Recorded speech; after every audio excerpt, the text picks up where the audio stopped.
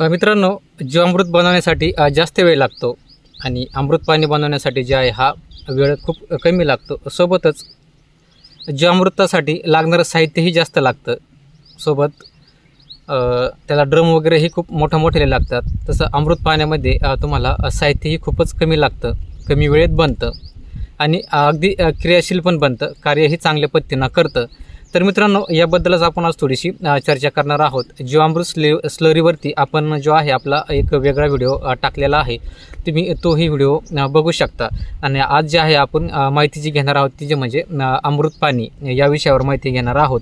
तर ह्या विषयावर मित्रांनो आजचा व्हिडिओ बनवासा वाटला मला, कारण की प्रत्येक शेतकऱ्याकडं हे अधिक प्रमाणात शेण नसतं किंवा साहित्य नसतं लागणारं. याच्यामध्ये बाकीचे साहित्य तर माणूस सहज गोळा करू शकतं, पण शेण आणि गोमूत्र हा खूप मोठा विषय आहे. हे खूप कमी प्रमाणात जे आहे अवेलेबिलिटी होती. प्रत्येक शेतकऱ्यांनाच हे पुरेपूर भेटेल असं काही नाही, काही शेतकऱ्यांना ते भेटत नाही. तर अशा शेतकऱ्यांसाठीच आपण जो आहे हा आजचा जो व्हिडिओ आहे हा बनवत आहे. त्यामुळे व्हिडिओ स्किप न करता पुरेपूर पाहण्याचा प्रयत्न करा. त्यासोबतच जे काय आहे, चॅनलला जर नवीन असाल तर चॅनलला सबस्क्राईब करायला विसरू नका. आणि व्हिडिओ पाहून झाल्याच्या नंतर जर व्हिडिओ आवडला तर लाईक करायला विसरू नका, एक छान कमेंट करायला विसरू नका. सोबत व्हिडिओ जर नाही आवडला तरी तुम्ही डिसलाईकही करू शकता. तर मित्रांनो, चालू करूया आपण आजच्या व्हिडिओला. तर हे कमी काळामध्ये म्हणजे 24 तासामध्ये जे आहे हे अमृत पाणी जे आहे हे तयार होतं. तर हे बनवण्यासाठी जे आहे आपल्याला ज्या वस्तू लागतात त्यावर आपण चर्चा करू. त्यासोबतच म्हणजे जो अमृत पाणी म्हणजे काय, तर एक सेंद्रिय द्रव्य खत, त्यासोबत कमी वेळेत तयार होणारं आणि कमी साहित्यात तयार होणारं जे आहे हे आपलं एक लिक्विड फर्टिलायझर आपण त्याला म्हणू शकतो. तर याच्यामध्ये आपल्याला हे बनवायचं कशा पद्धतीनं आपण यावर थोडीशी चर्चा करूया. तर याला जे लागणारं साहित्य आहे, पहिलं म्हणजे शेण, दुसरं म्हणजे गोमूत्र, तिसरं गूळ आणि चौथं म्हणजे पाणी आणि पाचवं म्हणजे तुमचा 20 लिटरचा ड्रम. हे 4 ते 5 आयटम आपल्याला यामध्ये लागतात. तर याचा बनवण्याचा विधी वगैरे बी आपण पुढं बघूया. तत्पूर्वी याचा फायदा काय होईल आपल्याला वापरल्याच्या नंतर त्याच्यावरही आपण थोडीशी चर्चा करूया. तर मुळांची वाढ चांगली होणे, सोबत फुलधारणा जी आहे ही चांगली होणे, याचा वापर केल्याच्या नंतर तुमची मुळांची वाढ ही पांढऱ्या मुळांची वाढ ही खूप चांगल्या पद्धतीने होते. सोबतच फुलधारणा जी आहे ही आपल्या झाडावर चांगल्यापैकी होण्यास मदत होते, फळधारणा होण्यासही मदत होते. त्यासोबतच सगळ्यात महत्त्वाचं म्हणजे कमी वेळेत जे आहे हे तयार होणार आहे. याच्यात जीवाणूची संख्या ही चांगली राहते. त्यामुळे हे ऑलराऊंड जर आपण बघितलं तर बऱ्यापैकी आपल्याला हे बजेटमध्ये आणि कमी वेळेत झटपट तयार होऊन आपण झटपट आपल्या पिकाला देऊ शकतो. ही अशा पद्धतीची जी आहे ही स्लरी आहे. जमिनीची सुपीकता ही चांगल्यापैकी हे वाढवतं. सोबत आपण जर याची जर अमृतशी जर तुलना केली तर जीवामृत जे आहे याला साहित्य जास्त लागतं आणि अमृत पाण्याला जे आहे हे साहित्य कमी लागतं. सोबतच जीवामृतला जे आहे तयार होण्यासाठी जास्तीचे दिवस लागतात, 3 ते 6 दिवस आणि हिवाळ्यात ते 8-8 दिवसही घेतं. तसं हे जे आहे हे तुमचं ओन्ली 24 आवर्समध्ये तयार होतं. 24 तासामध्ये जे आहे हे तयार होणारं जे आहे आपलं जीवामृत जे आहे. त्यामुळे कमी खर्चात वेळेची बचत, खर्चाची बचत, ह्या सगळ्या दृष्टिकोनाने हे जे अमृत पाणी आहे हे चांगलं आहे वापरण्यासाठी आपल्याला. तर याला जे तयार करण्यासाठी जे लागणारी जी सामग्री आहे तर ही आपल्याला काय काय पाहिजे त्यावर आपण थोडीशी चर्चा करूया. तर यामध्ये जे आहे आपल्याला 1 किलो जे आहे ताजं गावरान गाईचं शेण घ्यायचं आहे. त्यासोबत 1 लिटर जे आहे हे गोमूत्र घ्यायचं आहे. 100 ग्रॅम, फक्त 100 ग्रॅम गूळ जो आहे आपल्याला हा घ्यायचा आहे.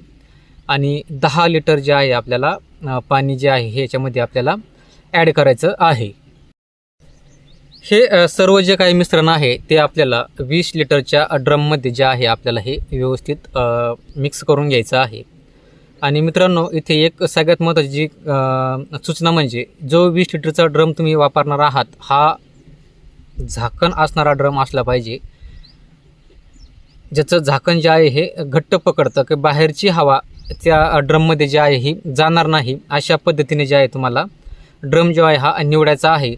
ज्या ड्रमला झाकण नाही त्यावर तुम्ही जर म्हणले गोणी बांधू किंवा अजून काही बांधू तर ते चालणार नाही. कारण त्या पद्धतीने जर तुम्ही केलं तर म्हणावं तसं त्याची जी ताकद आहे, जी पॉवर आहे ही जनरेट त्याच्यामध्ये होणार नाही त्या अमृत पाण्यामध्ये. तर ते अमृत पाणी तुम्हाला जे आहे 100% रिझल्टेबल जर बनवायचं असेल तर त्याच्यासाठी तुम्हाला 20 लिटरचा ड्रमच घ्यावा लागेल. तोही बंद झाकणाचा व्यवस्थित ड्रम घ्यावा लागेल, ज्यामध्ये बाहेरची हवा जी आहे ही आतमध्ये जी आहे ही जाणार नाही. मित्रांनो, याची तुम्हाला पहिली दक्षता घ्यायची आहे. जर झाकण नसेल तर अशा ड्रममध्ये जे आहे तुम्ही हे बनवू नका, कारण त्याचा तुम्हाला कुठलाही रिझल्ट जो आहे हा येणार नाही आहे.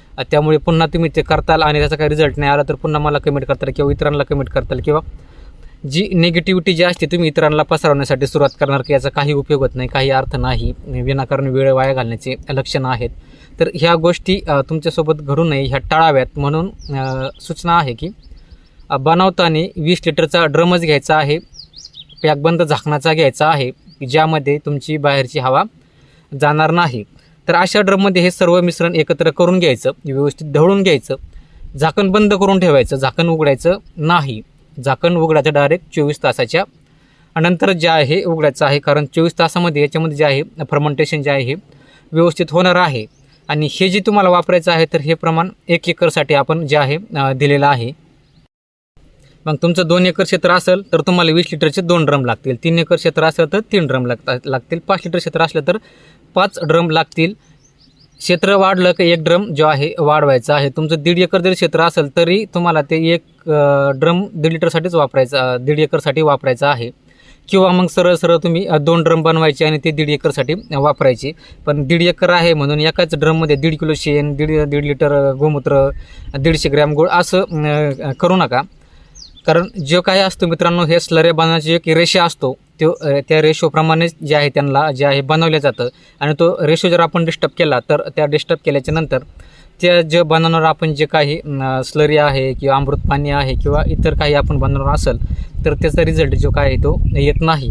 तर अशा पद्धतीने जे आहे तुम्हाला हे अमृत पाणी जे आहे हे कमी वेळेमध्ये कमी खर्चामध्ये तुम्हाला जे आहे तयार करून तुमच्या ज्या आहे डाळिंब पिकाला तुम्ही हे देऊ शकता. याचाही रिझल्ट खूप छान येतो. पण यामध्ये अजून एक बाजू समजून घ्या, याचा जो रिझल्ट आहे हा खूप कमी कालावधीसाठी असणार आहे. आणि लॉंग टर्मसाठी तुम्हाला रिझल्ट घ्यायचा असेल तर तुम्हाला जीवामृत स्लरीचा वापर करावा लागणार आहे. जीवामृत स्लरी किंवा ऑर्गॅनिक स्लरी. आता ऑर्गॅनिक स्लरी म्हणजे काय, त्याच्यावर पण आपण जो आहे व्हिडिओ बनवण्याचा प्रयत्न करणार आहोत, जेणेकरून ज्या आहे वेगवेगळ्या आपल्या पाण्यासोबत आपल्याला वेगवेगळे जे आहेत हे ऑर्गॅनिक मॅटर जास्तीत जास्त आपल्याला कसे देता झाडाला कसे देता येईल त्यावर आपण जे आहे जास्तीत जास्त फोकस करण्याचा जो आहे हा प्रयत्न करत आहे, जेणेकरून आपली जमीन सुपीक व्हावी, जीवाणूंची संख्या वाढावी, आपलं उत्पन्न जे आहे हे वाढावं आणि क्वालिटी उत्पन्न आपलं निघावं, आपल्या झाडावर कुठलीही रोगराई येऊ नये किंवा जमिनीमध्ये आपल्या झाडाला मुळांना कुठलीही निमेटोडसारखी वगैरे रोगराई येऊ नये, यासाठी आपण जे आहे थोडं ऑर्गॅनिक मॅटर वापरण्याचा जो आहे हा प्रयत्न जास्तीत जास्त करायचा आहे आपल्याला, जेणेकरून आपलं जे पीक आहे हे निरोगी राहील, जमीनही आपली जिवंत राहील.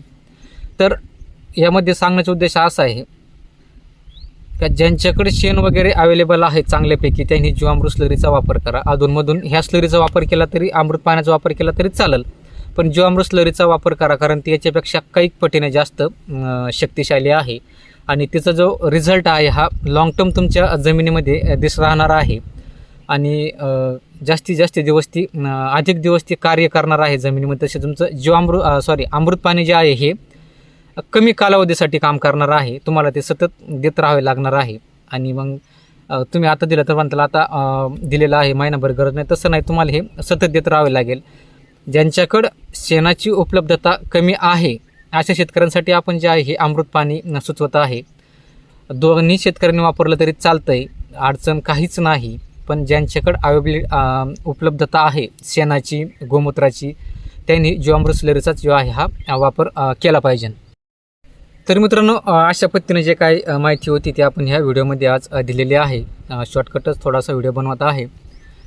व्हिडिओची माहिती जर तुम्हाला आवडली तर एक लाईक करा, सोबत एक सुंदर अशी कमेंट करा. सोबत चॅनलला जर नवीन असाल तर चॅनलला सबस्क्राईब करायला विसरू नका आणि घंटीचं बटन दाबून घंटीवर जे आहे ऑलवर क्लिक करण्यासाठी जे आहे हे विसरू नका. सोबतच जे काही तुमचे नातेवाईक आहे, कोणी मित्र कंपनी आहेत, अशांनाही आपला व्हिडिओ शेअर करा, जेणेकरून त्यांनाही जे काय आहे ही बेसिक गोष्टीचं ज्ञान जे आहे त्यांच्यापर्यंतही पोहोचेल आणि त्यांनाही त्या गोष्टीचा फायदा होईल. तर मित्रांनो, भेटूया पुढच्या व्हिडिओमध्ये. आपण पुन्हा एक नवीन माहिती घेऊन येऊया. बघूया, प्रयत्न करूया का डाळिंब फुगवण अवस्थेमध्ये स्प्रे कुठले घेतले पाहिजे, जेणेकरून जे झाडाची जी आपल्या फळांची जी क्वालिटी आहे ही एक्सपोर्ट क्वालिटी निघेल, फळांची साईज चांगली निघेल, सोबत फळांना चमक चांगली येईल आणि कलरही चांगला येईल. या गोष्टीवर आपण जे आहे व्हिडिओ आणण्याचा प्रयत्न करू. तर ठरूया नेमकं त्या विषयावर व्हिडिओ बनवायचा की व्हिडिओ अजून कुठल्या इतर विषयावर बनवायचा, किंवा तुम्ही कमेंटमध्येही सांगू शकता का ह्या विषयावर व्हिडिओ बनवा किंवा त्या विषयावर व्हिडिओ बनवा. आपण त्या विषयावरही व्हिडिओ बनवण्याचे जे आहे पुरेपूर प्रयत्न करू. आणि थांबूया आजच्या व्हिडिओमध्ये इथेच. धन्यवाद.